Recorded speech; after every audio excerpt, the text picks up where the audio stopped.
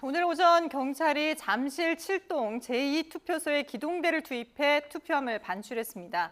유권자 약 2천여 명의 개표 작업이 마무리되면 서울시장과 서울시 교육감 등 관련 선거의 당선 확정 절차가 진행될 예정인데요. 네, 6.3 지방선거 끝나자마자 정청래, 장동혁 대표를 향한 당내 비토 정서가 확산하는 모습인데 박성민 전 더불어민주당 최고위원, 이준우 국민의힘 미디어 대변인과 함께하겠습니다. 두 분 어서 오십시오. 안녕하십니까? 예. 자, 지금 속보가 들어와서 한 가지 전해드리겠습니다. 예. 국민의힘 송원석 원내대표가 사의를 표명했고 다음 주에 후임을 선출한다는 소식입니다. 자, 지금 임기 열흘 남겨둔 상황이었는데 열흘 앞두고 사퇴를 선언했고 의총에서 좀 고별 인사를 했다고 합니다. 함께 들어보겠습니다. 할 몫이라고 생각합니다. 지나온 1년을 정리하면서 가슴속에 들어있는 감정을 한마디로 정리한다면 비굴함이라고 생각합니다.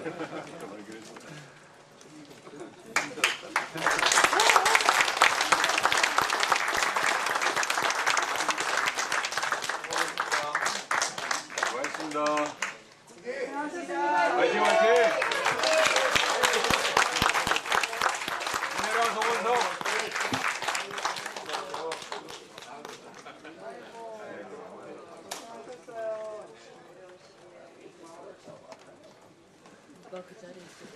송원석 원내대표님 고생하셨습니다. 박수.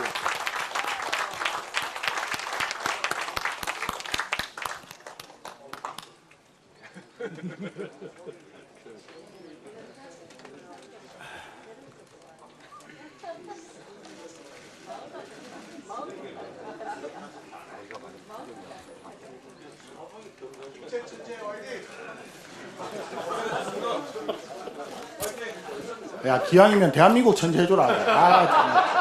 마지막 날까지 그러냐. 아.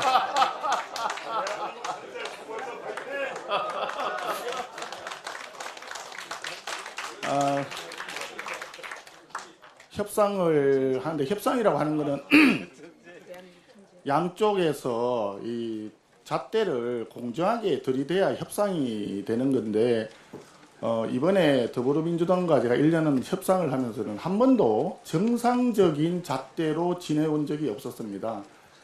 뭐 가슴속에 굉장히 울분이 많이 생기고 저도 그렇게 편하게 생활을 잘 안 해왔기 때문에 뭐 판을 얻고 나가고 싶은 생각도 뭐 하루에도 12번씩 들고 이런 상황이었는데 그렇다고 해서 이 판이 깨지면 또 소수 야당 입장에서 우리가 할 수 있는 여지도 별로 없고 해서 그 순간순간 다수당의 원내 지도부에서 한마디 한마디 툭툭 내뱉는 그 단어 속에 얼마나 많은 조롱과 이런 것들이 포함이 되어 있는데 그것을 그냥 참아내고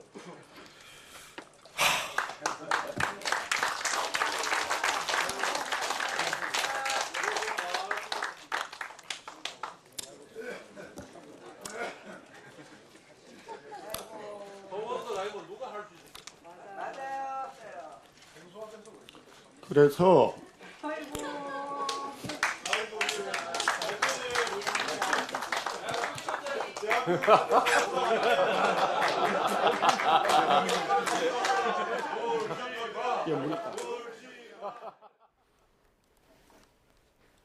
네, 송원석 국민의힘 원내대표의 사의 표명 의견 들어보셨습니다. 예. 울컥했는지 눈물을 흘리기도 했는데 글쎄요, 이 질문을 좀 드려야 될 것 같습니다. 이준우 대변인님, 이 소식을 알고 계셨습니까? 저도 몰랐습니다. 예, 저도 당 대변인인데 오늘 의총 열리면은 송원석 원내대표가 사의할 수도 있다라는 얘기를 좀 미리 알았었으면 예. 저도 좀 했는데 저는 몰랐던 내용인 거 보니까 아마 좀 철저히 좀 보안을 유지하면서 네네. 오늘 의총 열리면 내가 입장을 밝혀야지라고 한 것 같고 아마도 선거 기간 중에 이제 그런 생각 하신 게 아닌가 싶은 생각이 듭니다. 그게 아니라면 이제 선거 결과 나고 바로 다음 날에 사의를 이제 표명하기가 하루 정도 생각하기는 쉽지 않았을 것 같아요. 그러니까 어느 정도 당 대표랑도 교감을 하면서 대표님 저 선거 끝나면 사의하겠습니다라는 얘기가 있지 않았을까 예. 나름 추정하는데 방금 보시면 아시겠지만 이제 1년간의 소요를 얘기하면서 울컥해서 이제 눈물까지 흘리는 모습을 보였는데요. 아마도 이제 다수석인 이제 민주당을 상대를 하면서 단순히 의석수가 많은 정당을 상대하기 힘들었던 것이 아니라 예. 좀 폭주라고 해야 되나요? 그러니까 뭐 원칙이나 기준, 그동안의 관례 이런 것들이 있었는데 이런 것들이 다 무너지는 그런 상황에서 협상을 계속 해야 됐기 때문에 그동안 힘들었던 그런 과정들을 생각하면서 좀 울컥한 게 아닌가 싶습니다. 네, 사실 그러니까 원내대표라는 자리가 상대 당과 협상을 직접적으로 해야 하는 자리 아니겠습니까? 그러니까 그 얘기를 지금 송원석 원내대표가 언급을 한 것으로 보이는데 양쪽에서 잣대를 공정하게 들이대야 협상이라는 게 가능한 건데 한 번도 정상적인 잣대로 지내온 적이 없다, 민주당과. 이 부분에 대해서 좀 민주당에서는 좀 어떻게 좀 받아들일까요? 그러니까 이게 뭐 말씀하시는 여러 가지 뭐 배경이 있겠습니다만 아무래도 이제 의석수의 차이가 가져오는 어떤 무력함 이런 부분들을 느끼셔서 말씀을 하시는 것 같은데요. 네. 다만 이제 거기에 대해서는 뭐 국민의힘 원내대표 입장에선 그렇게 생각할 수 있겠습니다만 그 의석수 차이라는 게 왜 생겼습니까? 국민들이 선택을 해주셨기 때문에 생긴 것이거든요. 그렇기 때문에 저는 오히려 이 뭐 소수 야당이다 계속 이렇게 국민의힘이 스스로를 뭐 이렇게 깎아내리고 그리고 굉장히 뭐 민주당의 폭거다라고 하면서 탓을 하는 모습들을 많이 보여왔고 뭐 지금 이제 사퇴를 하는 이 상황에서도 뭐 정상적인 잣대로 지내온 적 없다라고 하면서 민주당에 대한 불만을 좀 말씀을 하시는 것 같은데 저는 국민의 선택을 받았고 그 결과에 따라서 그런 힘의 차이가 분명하게 있었던 것이다라는 말씀을 드릴 수밖에 없고요. 오히려 이제 국민의힘에서 계속 국회를 어떤 투쟁의 수단으로 투쟁의 장소로 사용했던 부분에 대해서 좀 유감이었다는 말씀을 오히려 드려야 될 것 같습니다. 네. 뭐 민생 법안에도 전면 보이콧을 하거나 필리버스터를 걸거나 하는 모습들, 심지어는 여야가 합의해서 만들었던 대미특위 같은 것도 뭐 회의도 못하고 파행이 되고 이랬던 일들이 사실 계속 있어 왔거든요. 그러니까 이게 뭐 협상 과정에서 원만하지 못했다라는 불만은 가질 수 있다라고 하더라도 결국에 그 어떤 힘의 차이가 생겨났던 그 원인 자체는 국민의힘에 대한 심판 정서 그리고 과거 윤석열 정부에 대한 심판의 정서를 통해서 획득이 되었던 의석수였다라는 점을 말씀드리겠고 더 나아가서는 그것을 명분 삼아서 오히려 국회를 혼잡하게 만들고 그리고 민생 법안 처리조차도 막아섰던 과거의 모습들을 좀 반성해야 되는 것이 아닌가라는 생각이 듭니다. 예.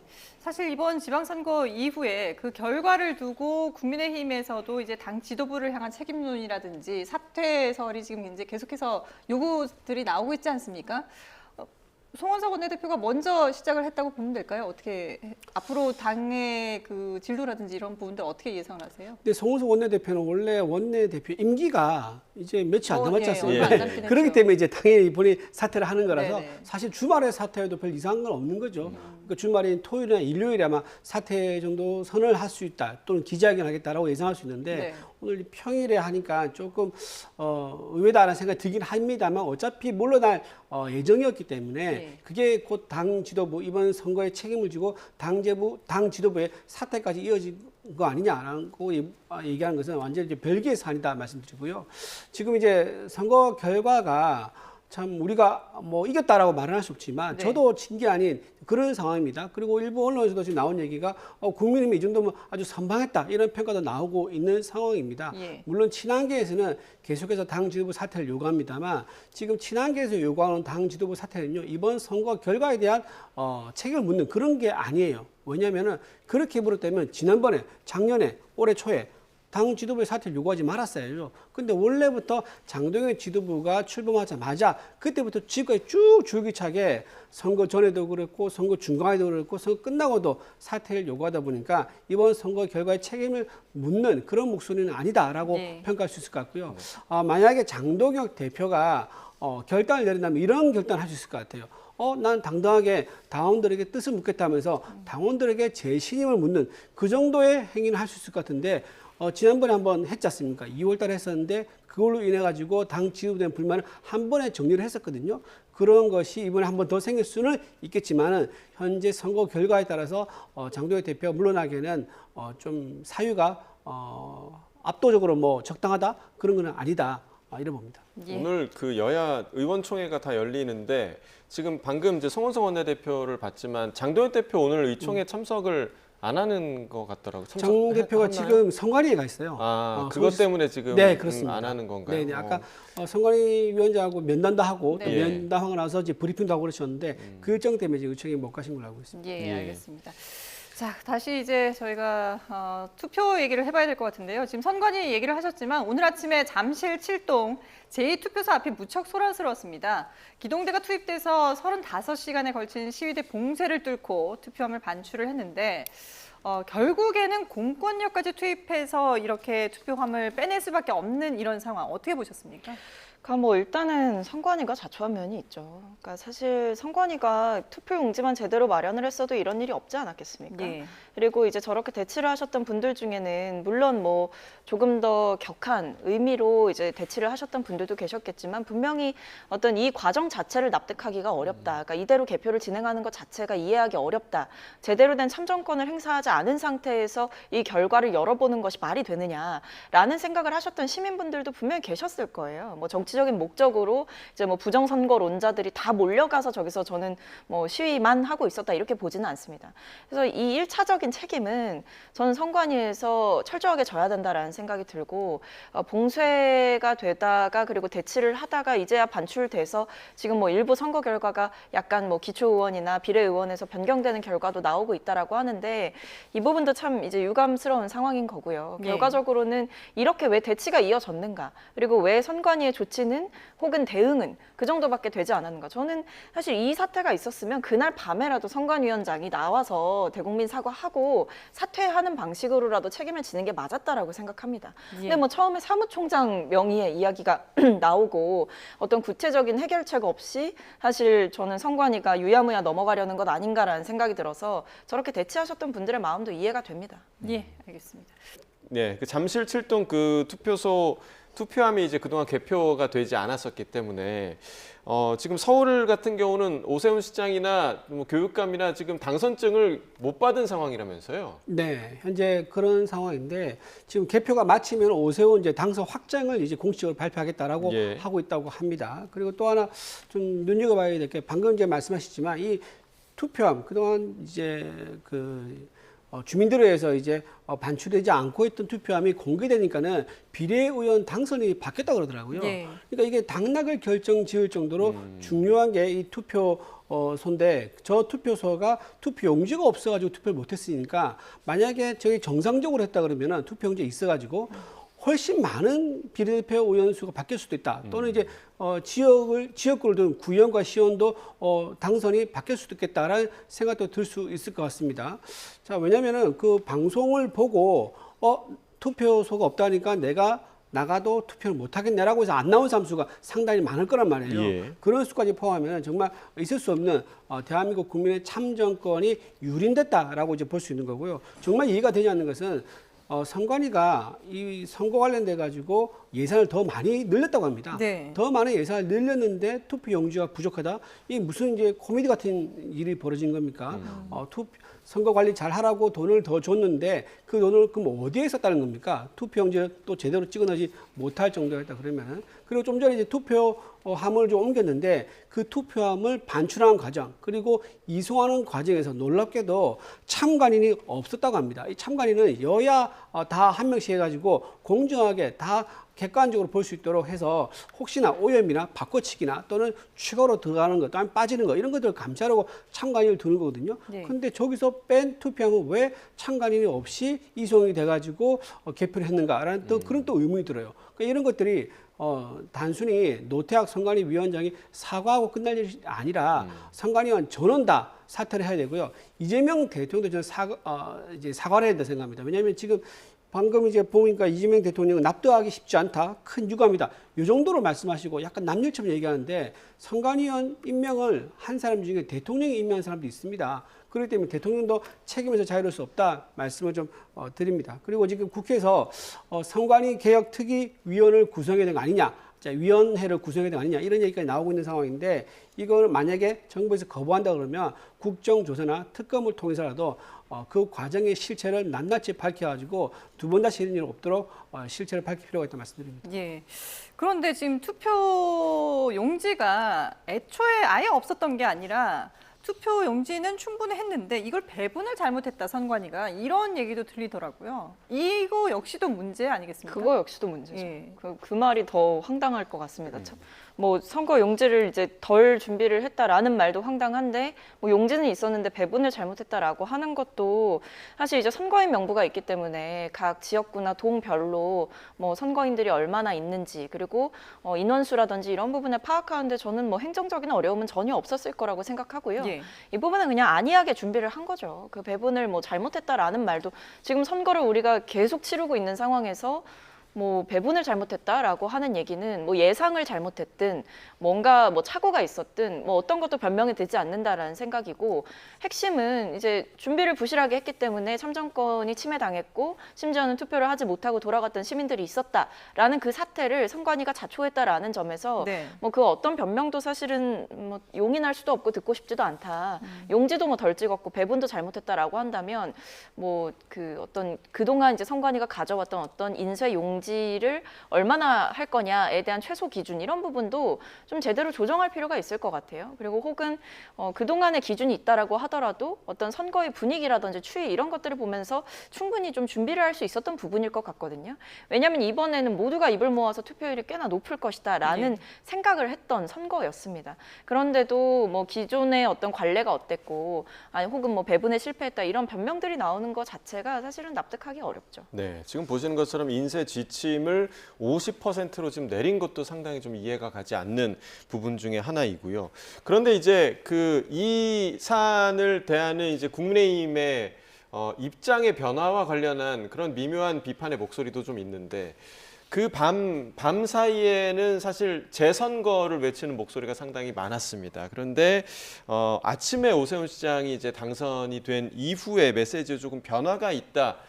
라는 부분을 좀 감지할 수 있는데 오늘 사실 장도혁 대표 조금 전에 이제 말씀해 주셨지만 선관위를 찾아서는 뭐 재선거나 뭐 이런 얘기는 없었고 국정조사와 특검을 요구했더라고요. 이런 네. 변화는 좀 어떻게 이해를 해야 되는 겁니까? 변화가 아니라 이제 선관위에서 답을 냈잖아요. 우리가 처음에 뭐랬냐면 개표 중단해라. 재선거감이다라고 입장을 냈습니다. 예. 그런데 그 밤 사이에 선관위가 공식 입장을 내요. 이거는 선거 연기라든가 재선거감이 아니다라고 공식 입장을 낸 거예요. 그러니까 우리 국민의 입장에서는 피해자 때 원고 입장에서 주장했더니 헌법기관인 선관위는 우리가 보기에는 이건 그 정도는 아니다. 라고 하면서 본인들 입장을 그대로 유지를 했단 말이에요. 선관위의 판단을 따르는 그렇죠. 겁니까?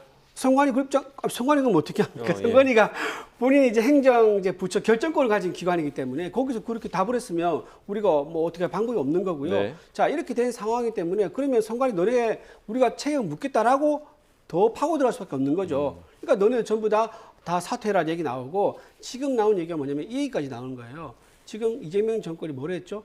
검찰을 해체했지 않습니까? 그러니까 선관위도 해체 못할 이유가 없네. 선관위도 해체하자라는 얘기가 나오고 있는 거예요. 자, 이런 식으로 지금 선관위에 대한 책임을 묻는 문제로 갈 수밖에 없는 거고 아까 말씀드렸던 부분 중에서 또 특이한 게 뭐냐면은 50% 이제 투표 용지 인쇄 하고 네. 있지 않습니까? 그거 결정권자를 찾아야 돼요. 그거 누가 결정했느냐? 이 사람이 어떤 목적을 갖고 왜냐하면 송파 이적 한강벨트는요 오세훈 후보 보수 후보에게 당연히 유리하기 때문에 많은 사람들이 나올 것이 예측이 되던 상황입니다. 그런데 왜 50%만 찍으라고 결정한 사람 누구냐? 그리고 그걸 또 밑에다가 이제 인쇄하는 곳이 있겠죠. 거기에다가 지시한 사람 누구냐? 그것도 있고요. 또 송파 선관위가 가지고 있는데 그걸 또 배분을 안 했다 그러더라고요. 예. 네. 그러면 배분을 안 하고 버티게 한 사람이 누구냐? 이것도 따져봐야 돼요. 왜냐하면 배분을 빨리 거기서 했다 그러면은 시간이 이렇게 많이 안 걸렸을 겁니다. 그러니까 이렇게 지금 의혹이 계속 나오고 있는 상황이기 때문에 이거는 철저히 조사를 해야 되고 이제 의혹이 밝혀진다 그러면 이거는 선관위 해체까지 가야 돼 아주 중대한 사안이다 말씀드립니다. 예, 알겠습니다. 자, 지금 저희가 이제 투표 용지 부족 사태에 대해서 짚어봤는데 두 분 말씀처럼 어쨌든 원인을 철저하게 규명하고 그 이후의 대책도 마련이 돼야 될 것 같습니다. 자, 그런가 하면 이제 잠시 뒤에 본회의, 원래는 이제 2시로 예정돼 있었는데 조금 지연이 되고 있습니다. 본회의에서 재보궐선거에 새로 선출된 국회의원 14명도 처음으로 이제 참석을 할 예정인데요. 앞서 저희가 이제 한동훈 의원이죠, 이제. 한동훈 의원의 첫 출근길 녹취도 전해드렸는데, 오늘 14명 가운데 가장 눈에 띄는 인물 누구로 꼽으시겠습니까? 뭐 아무래도 이제 한동훈 의원 이겼죠. 예. 그러니까 왜냐하면 일단은 이제 노선에 대한 궁금증이 좀 생겨나는 상황인 것 같고요. 그러니까 이제 지방선거에서 사실 국민의힘이 좋지 않은 성적을 받았음에도 불구하고 어떤 선관위 개혁을 명분으로 이제 장동혁 대표의 사퇴라든지 뭐 지도부 체제의 변화라든지 이런 부분이 지금 당 지도부에서는 충분히 논의가 안 되고 있는 상황 같거든요. 근데 아마 한동훈 의원 입장에서는 본인이 이제 복당을 하겠다, 이제 이겨서 돌아가겠다 이런 이야기를 했던 만큼 네. 장동혁 지도부를 전면으로 겨냥할 가능성이 높고, 그리고 본인이 계속 강조하고 있는 것이 이제 본인이 징계를 당해서 이제 국민의힘에서 쫓겨났지만 이제 무소속으로 내가 다시 국회로 돌아간다라는 이야기를 계속 하잖아요. 그렇기 때문에 이제 한동훈 의원이 의정 활동을 하는 과정에서 이제 국민의힘과의 어떤 대립각을 얼마나 세울지, 또 지금 국민의힘 당 내에서도 장동혁 대표가 이렇게 자리를 보존하는 것에 대한 불만의 목소리가 있는 상황이기 때문에 그 부분에 대한 메시지가 주목이 되고 있는 상황인 것 같습니다. 예. 이 대표님은 누구를 꼽으시겠어요?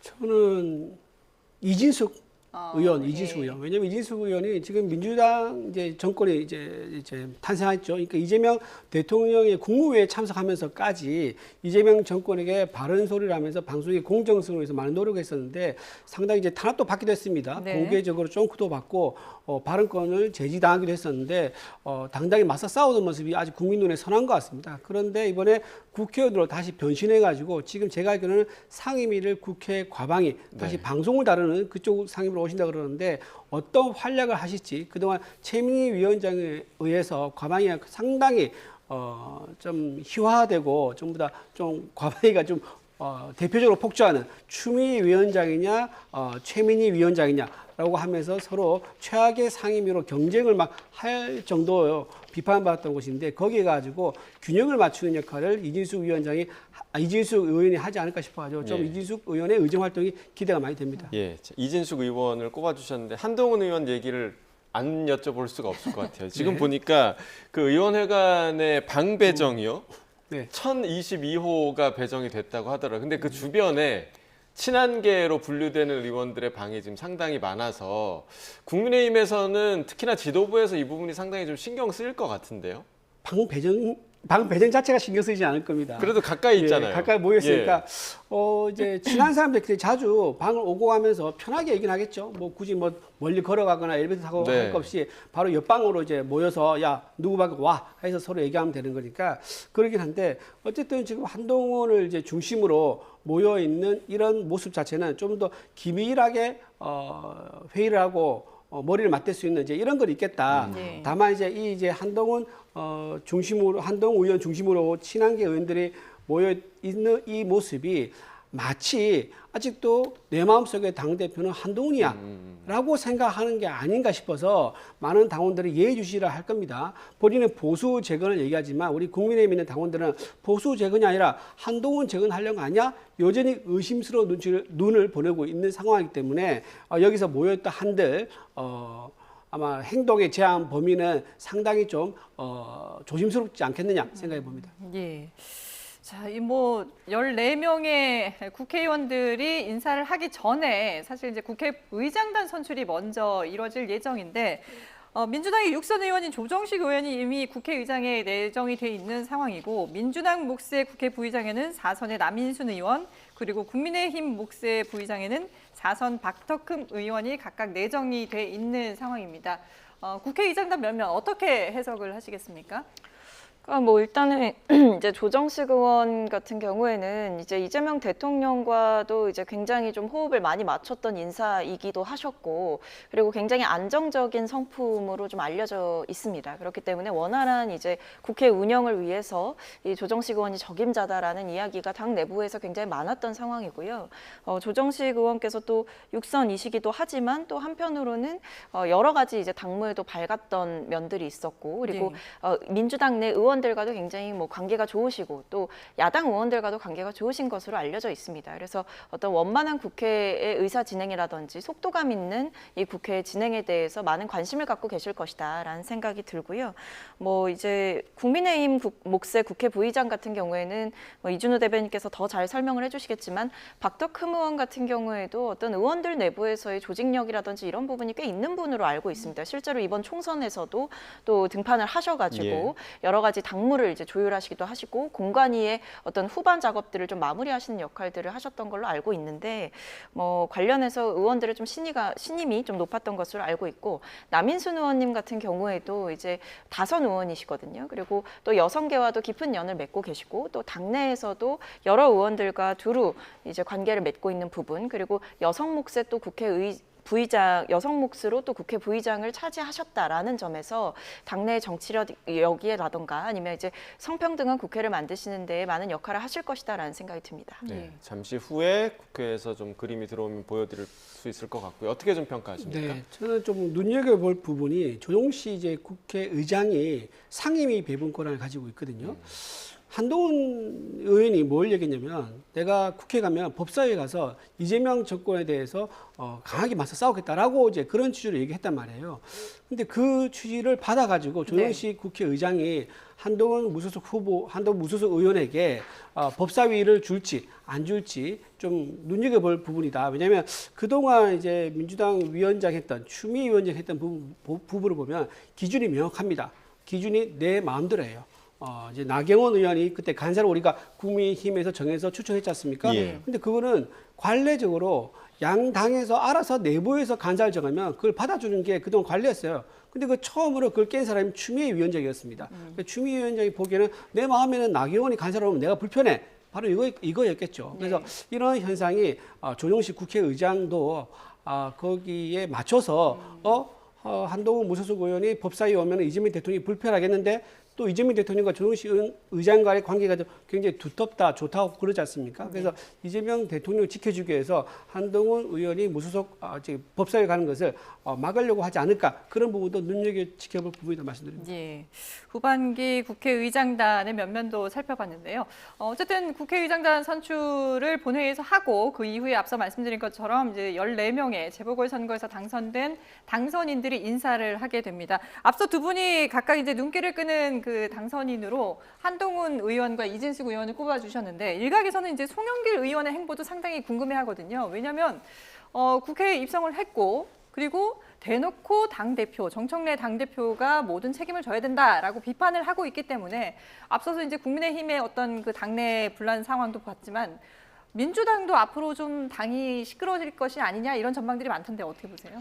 저희는 일단 이제 전당대회가 예정이 되어 있기 때문에 아무래도 이제 송영길 의원에 대한 그 집중도가 높아지는 것은 결국 이 당내 지금 당원들의 뭐 지지도 굉장히 많이 받고 있는 상황이고 그리고 국회 재입성을 한 만큼 다시 정치에 복귀를 했다라는 점에서 이제 차기 당대표에 또 도전을 하는 것이 아니냐 또 한 번 이제 당대표에 도전을 하시는 것이 아니냐 이 부분에 대해서 좀 관심이 높으신 것 같고 제가 봤을 때에도 도전 의사가 좀 있으신 것 같습니다. 완벽하게 닫아놓는 상황이 아니시고 어떤 당원과 민심의 뜻을 좀 들어보겠다라는 열린 입장을 보이고 있는 상황이기 때문에 이 선거 과정에서 사실 정청래 지도부 의 어떤 뜻과 좀 반하는 목소리도 많이 내셨거든요. 네네.